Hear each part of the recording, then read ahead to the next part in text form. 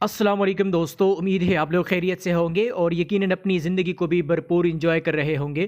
میری بھی دعا ہے رب ذوالجلال سے کہ آپ جہاں بھی ہیں اور جدھر بھی ہیں خوش بھی رہیے اور آباد بھی رہیے۔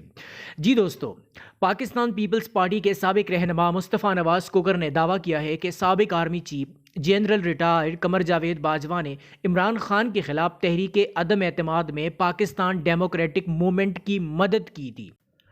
ڈان نیوز کے پروگرام دوسرا رخ میں پاکستان پیپلز پارٹی کے سابق رہنما مصطفیٰ نواز کوکر نے پاکستان تحریک انصاف کے چیئرمین عمران خان کے خلاف تحریک عدم اعتماد کیسے کامیاب ہوئی اور عدم اعتماد کی تحریک کامیاب ہونے میں پی ڈی ایم کو کس کی مدد حاصل تھی جیسے سوالات پر انہوں نے اہم انکشافات کیے۔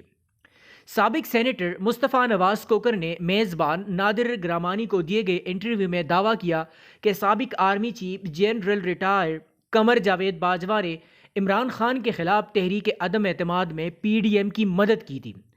انہوں نے کہا کہ تحریک عدم اعتماد سے متعلق اب تمام باتیں اور شواہد سامنے آ رہے ہیں۔ انہوں نے پی ٹی آئی کے دور حکومت میں عمران خان کی جانب سے جنرل ریٹائرڈ قمر جاوید باجوہ کو توسیع دینے کے حوالے سے بات کرتے ہوئے کہا کہ سابق آرمی چیف کو توسیع دینے کے لیے 15 منٹ کے اندر تاریخی قانون سازی ہوئی۔ انہوں نے یہ دعویٰ بھی کیا کہ جنرل قمر جاوید باجوہ نے خود اپنی مدت میں توسیع کے وہ خواہاں تو اس لیے انہوں نے یہ قانون بنایا تھا۔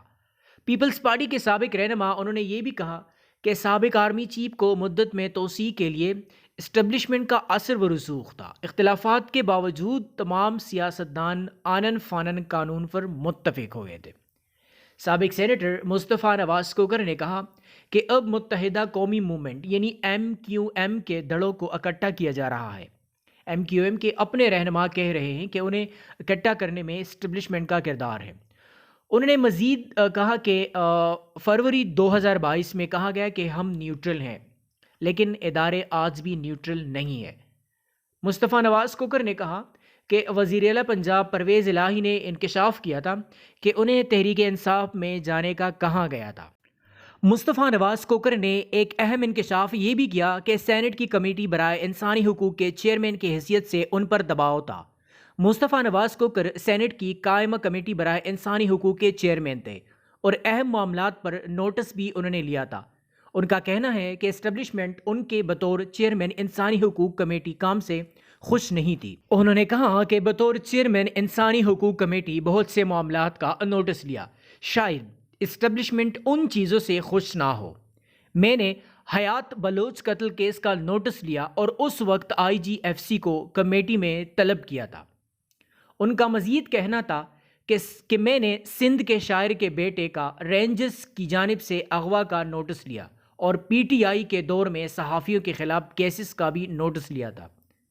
سابق سینیٹر نے کہا کہ میرے کام سے شاید یہ تاثر گیا کہ یہ تو اپنے کام کو کچھ زیادہ ہی سنجیدہ لے رہا ہے۔ انہوں نے کہا کہ محسن داوڑ اور علی وزیر کے معاملے کا بھی نوٹس لیا تھا جب میرے اوپر بہت دباؤ تھا، کہا جاتا تھا کہ ان چیزوں کو نہ چھیڑیں۔ مصطفیٰ نواز کوکر نے کہا کہ میں نے سچے دل سے کمیٹی کو چلایا، یا پارٹی کی جانب سے کہا جانا چاہیے تھا کہ آپ کام جاری رکھیں۔ انہوں نے انٹرویو کے دوران کہا کہ میں نے اپنا استعفیٰ فروری میں ہی دیا تھا، لیکن ملک میں جاری مہنگائی اور پی ٹی آئی کے لانگ مارچ کے باعث استعفیٰ دینے میں تاخیر کا فیصلہ کیا۔ مصطفیٰ نواز کوکر نے نومبر میں سینٹ کی رکنیت سے استعفیٰ دیتے ہوئے کہا تھا کہ پارٹی قیادت میرے سیاسی موقف سے خوش نہیں ہے۔ بعد ازاں انہوں نے دسمبر میں پاکستان پیپلز پارٹی چھوڑنے کا بھی اعلان کیا تھا۔ سابق سینیٹر نے کہا کہ وزیر خارجہ بلاول بھٹو نے آسما جہانگیر کانفرنس میں دیا گیا بیان دباؤ میں آ کر واپس لیا تھا۔ 24 اکتوبر 2022 کو وزیر خارجہ بلاول بھٹو زرداری نے آسما جہانگیر کانفرنس میں خطاب کرتے ہوئے کہا تھا کہ اگر میں پاکستان کا وزیر خارجہ بن کر آسما جہانگیر سے مل رہا ہوتا تو وہ میرے خیال میں وہ مجھ سے پوچھتی کہ بلاول آپ ڈینجرس اور ڈفر سے ڈیل کر کے تو وزیر خارجہ نہیں بنے۔ میں خوشی سے آسما جہانگیر صاحبہ کو یقین دلاتا کہ ایسا بالکل نہیں ہے۔ مصطفیٰ نواز کوکر نے مزید کہا کہ سینٹ میں تحریک عدم اعتماد کے وقت جس طرح کیمرے لگے وہ کسی عام شخص کا کام نہیں تھا۔ ان کا کہنا تھا کہ یوسف رضا گیلانی کو اپوزیشن لیڈر بنانے کا طریقہ کار بھی درست نہیں تھا۔ یاد رہے کہ 2021 میں سینٹ کی اس وقت کی اپوزیشن کے پاس 99 میں سے 57 سیٹیں تھیں، لیکن اس اہم اجلاس میں 8 سینیٹرز پاکستان پیپلز پارٹی اور PDM وہ غیر حاضر رہے، اور حتمی گنتی میں حکومت نے محض 1 ووٹ سے برتری حاصل کر لی۔ واضح رہے کہ یوسف رضا گیلانی کو سینٹ اجلاس سے غیر حاضری پر ان کی اپنی جماعت سے تنقید کا سامنا تھا۔ اس اجلاس کے دوران اپوزیشن کے سینیٹرز کے غیر حاضر ہونے کے باعث حکومت نے اپوزیشن کی برتری کے باوجود اسٹیٹ بینک ترمیمی بل منظور کروا لیا تھا۔ تاہم سینٹ کی کارروائی کے بعد یوسف رضا گیلانی اپوزیشن لیڈر منتخب ہو گئے تھے۔ بعد ازاں یہ سوال اٹھایا گیا تھا کہ سینٹ میں اپوزیشن رہنماؤں کی اکثریت ہونے کے باوجود یہ بل کیسے منظور ہوا۔